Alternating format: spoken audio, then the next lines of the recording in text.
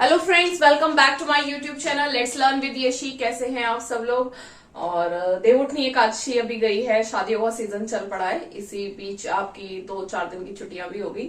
आज आपकी क्लास है। आज आपका जो है वही पीवाईक्यू ही है आपके, बट पीवाईक्यू ऑब्जेक्टिव की फॉर्म में ना लेके जैसे आपकी रेगुलर क्लास होती है ऐसे ही ली गई है। ठीक है, चलिए स्टार्ट करते हैं क्लास को। क्वेश्चन नंबर 1 है आपका a broken read. Broken read ये मैंने आपको रेगुलर क्लास में भी कराया और लेने का रीजन ये था कि क्योंकि ये पीवाईक्यू में आया हुआ है। कब आया हुआ है? यूपी टीजीटी 2016 में ये आया हुआ है। अ ब्रोकन रीड एक ऐसा पर्सन जिसकी रीड जो है, आपको पता है ना, रीड ये जो स्पाइन होती है हमारी बॉडी का बहुत मेन पार्ट होता है। ये ब्रोकन अगर जिस बंदे की ये टूटी हुई है तो उसको क्या बोलते हैं? अनरिलायबल। क्या बोलते हैं उसको? अनरिलायबल, यानी कि you can't trust that person. Okay, वो पर्सन क्या है? नहीं है, रिलायबल नहीं है। सेकेंड नंबर है आपका to throw up the sponge. To throw up, throw मतलब फेंक देना। किसको? स्पॉन्ज को फेंक देना। ये आपका यूपी पीजीटी में 2016 में आया हुआ क्वेश्चन है। ऊपर वाला टीजीटी में आया हुआ, ये यूपी पीजीटी में आया हुआ क्वेश्चन है। टू अक्नॉलेज, आई थिंक ये दिख नहीं रहा है, मैं दोबारा लिख देती हूँ उसको। टू अक्नॉलेज, अक्नॉलेज मतलब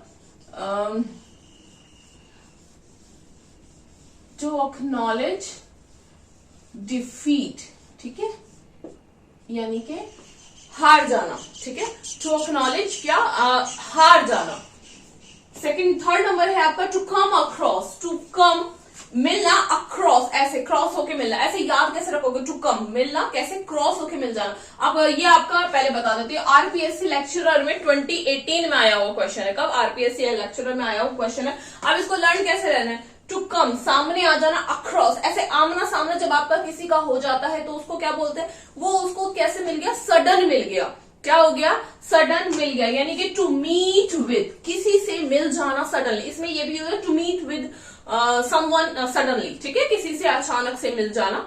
टू कम कैसे याद रखोगे? कम आना, अक्रॉस, अक्रॉस मतलब सामने से आ जाना। ओके, ऐसे करोगे। आपको पता नहीं, जब आप जैसे ये रोड है, ठीक है, अक्रॉस कब लगाते हैं आप? चलो आपको इसके साथ, जैसे ये रोड है, अगर आप रोड पे ऐसे चल रहे हो तो इसको क्या बोलोगे? अलोंग। और जब आप रोड को ऐसे कर रहे हो तो उसके लिए क्या लगाओगे? अक्रॉस। सेम रिवर है, अगर आप रिवर में ऐसे कर रहे चल रहे हो तो अलोंग विद रिवर, और ऐसे तो अक्रॉस। यहाँ पे मैंने आपको अलोंग और अक्रॉस का भी कॉन्सेप्ट समझा दिया, हालांकि इसमें नहीं है, बट मतलब ये उसकी क्लास नहीं चल रही, बट ये आया था तो मैंने इसके साथ ही समझा दिया। ओके, कम अक्रॉस यानी कि किसी से मिल जाना, कैसे? सडनली। ओके, फोर्थ नंबर है आपका bread and butter. Bread and butter को उसको कहते हैं, जैसे आप उसमें हिंदी में क्या बोलते हैं? बस चल रही है, दाल रोटी चल रही है। दाल रोटी चल रही है का मतलब आपकी क्या चल रही है? एक जीविका चल रही है। ठीक है, तो इंग्लिश में उसको बोलते हैं bread and butter. Bread and butter मतलब लिवलीहुड, लाइवलीहुड, यानी कि आपका जीविकोपार्जन, आपकी दाल रोटी। हिंदी में अगर ले तो दाल रोटी आपकी। ठीक है, जीवन। ये भी आपका आरपीएससी लेक्चरर 2018 में आया हुआ क्वेश्चन है। फिफ्थ है आपका टू पे ऑफ।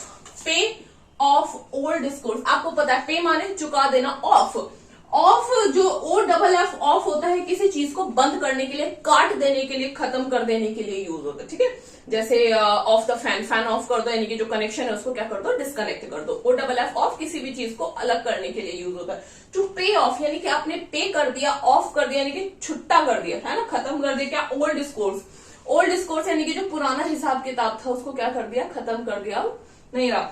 ये आपका आरपीएससी टीजीटी का जो स्पेशल एजुकेशन का एग्जाम होता है ना, स्पेशल एजुकेशन 2018 में आया हुआ क्वेश्चन। ठीक है, तो समझते हैं। टू पे ऑफ, आपने पे ऑफ कर दिया यानी कि खत्म कर दिया। क्या? ओल्ड स्कोर, जो पुराना स्कोर था वो आपने क्या कर दिया? खत्म कर दिया। यानी कि टू हैव हिज रिवेंज, आपने पुराना हिसाब किताब खत्म कर दिया। मीन्स जो आपका रिवेंज, आपका जो बदला है, आपने वो क्या कर लिया? ले लिया। ठीक है, टू हैव हिज रिवेंज, अपना बदला ले लिया। अब बदला ले लिया तो क्या बोलते हैं? हिसाब बराबर, अब कोई पुराना हिसाब नहीं रहा। ठीक है, ऐसे बोल देते हैं।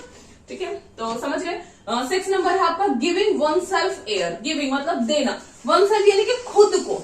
ठीक है, खुद को हवा देना। ऐसे कहते हैं ना, खुद को हवा देना। खुद को हवा देना मतलब खुद को ज्यादा भाव देना। ज्यादा भाव देते हैं तो क्या करते हैं?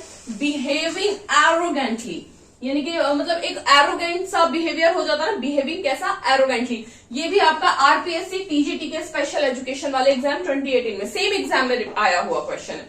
ओके, अब समझिए वन सेल्फ, खुद को क्या देना? एयर देना, यानी कि खुद को क्या देना? भाव देना। खुद को भाव देना मतलब कैसा बिहेव कैसा करना। आपने देखा ना कुछ पर्सन होते हैं जो मतलब खुद ही में रहते हैं, बस वही है सब कुछ, यानी कि वो खुद को क्या दे रहे होते हैं, भाव दे रहे होते हैं। तो what they are giving oneself airs, ठीक है, they are giving oneself airs, यानी कि when someone behave arrogantly you can say that he और she is giving oneself या herself his self what airs, ठीक है, वो खुद को क्या दे रहा है, हवा दे रहा है, यानी कि खुद को ज्यादा भाव दे रहा है। सो दैट्स व्हाई ही और she is behaving arrogantly. Okay, arrogantly मतलब किसी से मतलब सही से, सॉफ्टली, नाइसली बिहेव नहीं करना, गुस्से से, मतलब अच्छा व्यवहार नहीं करना, ठीक है, you can understand this like that.